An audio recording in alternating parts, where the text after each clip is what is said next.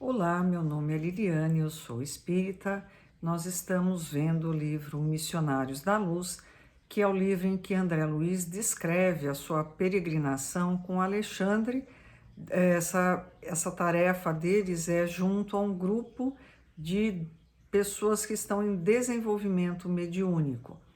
André Luiz, nesse capítulo 7, cujo título é Socorro Espiritual, ele estava indo com Alexandre para uma determinada tarefa e a dona Justina, uma senhora, fala: pelo amor de Deus, Alexandre, dá a mão aí que meu filho está muito mal, ele está precisando de ajuda. E aí, André Luiz, Justina e Alexandre vão socorrer Antônio, que é o filho da dona Justina.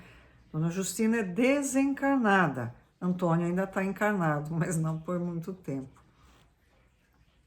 Antônio parecia próximo dos 70 anos e exibia todos os sinais do aterosclerótico adiantado. Ele estava com suas artérias em processo de entupimento. Vai entupir, ou vai infartar, ou vai ter um AVC. No caso dele, é um AVC.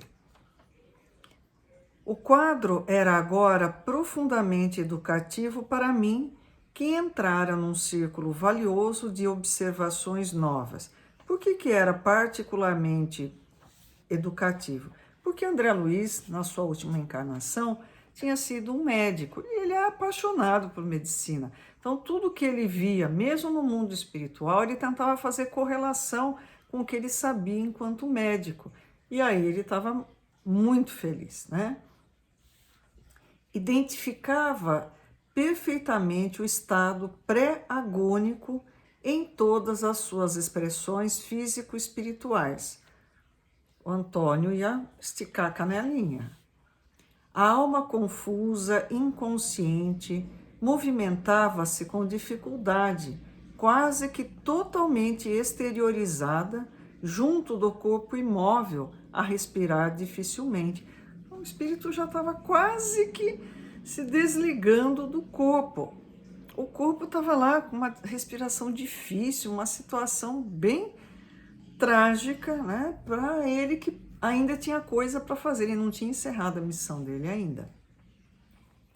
Enquanto Alexandre se inclinava paternalmente sobre ele, observei que estávamos diante de uma trombose perigosíssima, por localizar-se numa das artérias que irrigavam o córtex motor do cérebro. André Luiz, médico, falou: olha, ele está com um trombo que vai obstruir uma artéria que irriga a parte motora. O que vai acontecer? Morte. Se isso entope, balbal. A apoplexia não se fizer esperar. Mais alguns instantes e a vítima estaria desencarnada. Por que eles estavam acelerando o passo, né? Ninguém pode morrer, eles querem evitar que ele morra? Não. É que ele precisava concluir uma tarefa e não deveria acontecer dele morrer antes dessa conclusão, porque as consequências iam ser muito graves para a família. Alexandre, que centralizara todas as atenções no enfermo, tocou-lhe o cérebro perispiritual e falou com autoridade serena. Perispírito é o envoltório semimaterial do espírito e serve de intermediário entre o espírito e o corpo. O nosso perispírito possui órgãos semimateriais que são reflexo do que existe no corpo. Então, o que acontece no espírito é transmitido ao perispírito e atinge o corpo. O que acontece no corpo passa através do perispírito e tem um reflexo no espírito. Alexandre falou assim: Antônio, mantenha-se vigilante. Nosso auxílio pede a sua cooperação. Ele não ia conseguir ajudar o Antônio sem a ajuda dele. Então, quando nós pedimos que a espiritualidade nos auxilie, nós precisamos fazer a nossa parte. Nos mantemos em oração, pensamento elevado, receptivos à ajuda que a gente está pedindo. O moribundo desligado parcialmente do corpo, abriu os olhos fora do invólucro de carne, dando a entender vagas noções de consciência. E o instrutor prosseguiu. Então, o Antônio, que estava lá com o pé mais para lá do que para cá, ele abriu os olhos enquanto espírito e parece que começou a tomar pé da sua situação. Você foi acidentado pelos próprios pensamentos em conflito injustificável. O Alexandre atarrachou, Antônio. Suas preocupações excessivas criaram-lhe elementos de desorganização cerebral. Intensifique o desejo de retomar as células físicas enquanto nos preparamos a fim de ajudá-lo. Este momento é decisivo para as suas necessidades. Então, ele me deu presta atenção, olha, você está aí se matando de preocupação, realmente está se matando de preocupação. Fico alerta para a gente também, para não fazer a mesma coisa e desencarnar antes do tempo. A gente pode não ter a sorte do Antônio, não ter uma equipe que nos socorra aí, bal. A hora que chega, a hora que não é aquela coisa, a hora que acordou está morto, né? O interpelado não respondeu, mas observei que Antônio compreendera a advertência no imo das forças da consciência, no seu íntimo, colocando-se em boa posição para colaborar em favor de si mesmo. Em seguida, o orientador iniciou complicadas operações magnéticas no corpo inanimado, ministrando energias novas à espinha dorsal. Agora, Alexandre está atuando no corpo físico do Antônio. Decorridos alguns instantes, colocou a destra ao longo do fígado e, mais tarde, demorando-a no cérebro físico, bem à altura da zona motora, chamou-me e disse: André, mantenha-se em prece, cooperando conosco. Convocarei alguns irmãos em serviço nesta noite para auxiliar-nos. Ele falou: André, segura as pontas que eu vou precisar de ajuda aqui. E acentuou após meditar por alguns segundos: o grupo do irmão Francisco não pode estar longe. Dito isto, Alexandre assumiu atitude de profunda concentração de pensamento. Não passou mais de 1 minuto e pequena expedição de 8 entidades, 4 companheiros e 4 irmãs penetrou o recinto doméstico em religioso silêncio. São espíritos desencarnados que trabalhavam. Saudamo-nos todos ligeiramente e o instrutor dirigiu-se atencioso à entidade que guardava atribuições de chefia.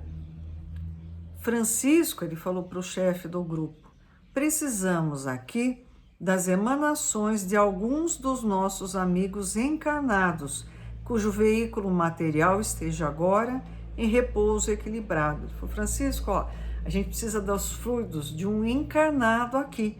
Vejam que esteja dormindo, claro, né? Para que ele possa ser trazido aqui.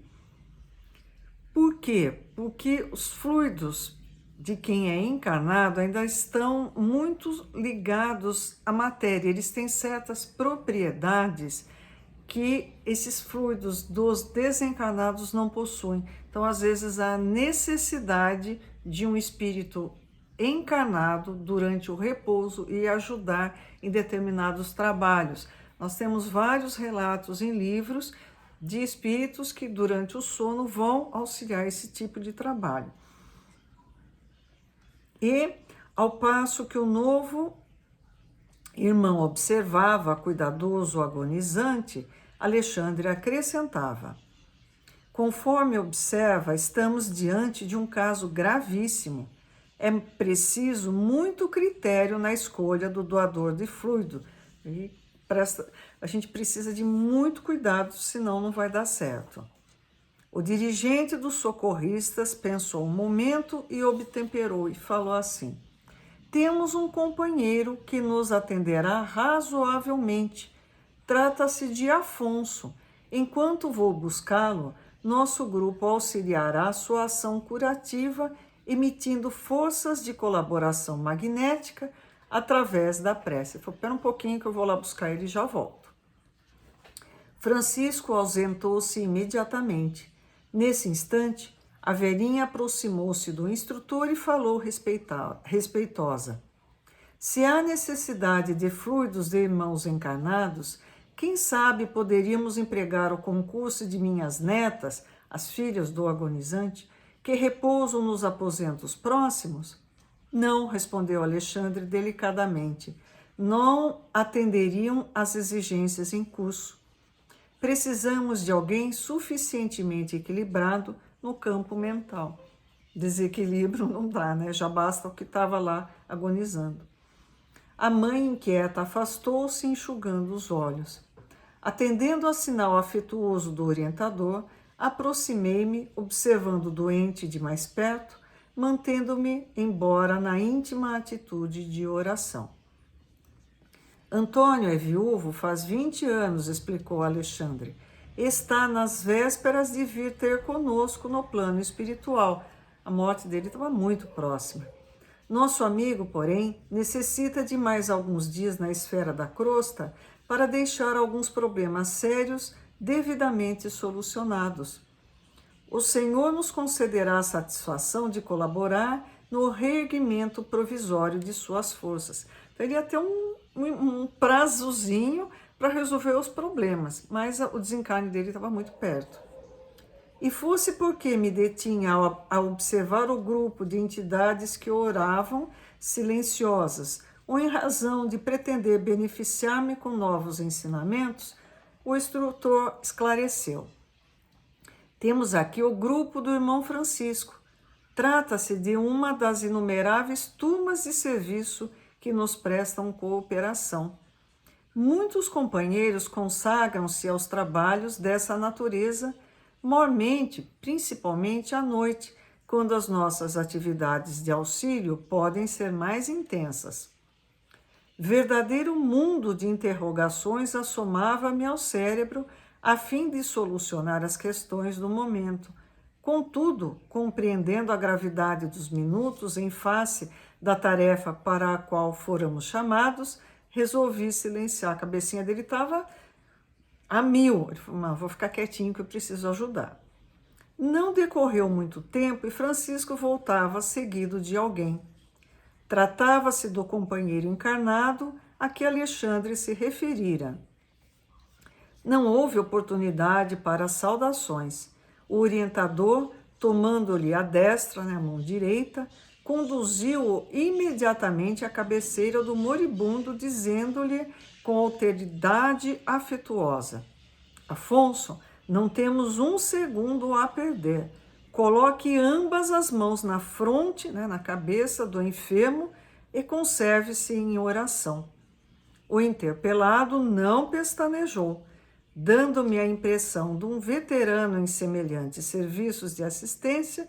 Parecia sumamente despreocupado de todos nós, fixando-se tão somente na obrigação a cumprir. Então, colocou as mãos na cabeça do Antônio e nem ligou para o resto. É uma parte muito interessante para a gente ver como o socorro da espiritualidade acontece, principalmente à noite. Por que à noite? Alexandre já tinha explicado nos capítulos anteriores que o Sol destrói muito da energia que é produzida, que é emanada. Não só energias ruins, mas energias boas também. Então, por esse motivo, à noite fica mais fácil de prestar socorro às pessoas, porque não há destruição, a perda dessas energias. O capítulo está super interessante. No próximo vídeo, a gente continua com mais informações desse socorro. Até mais, se Jesus assim o permitir.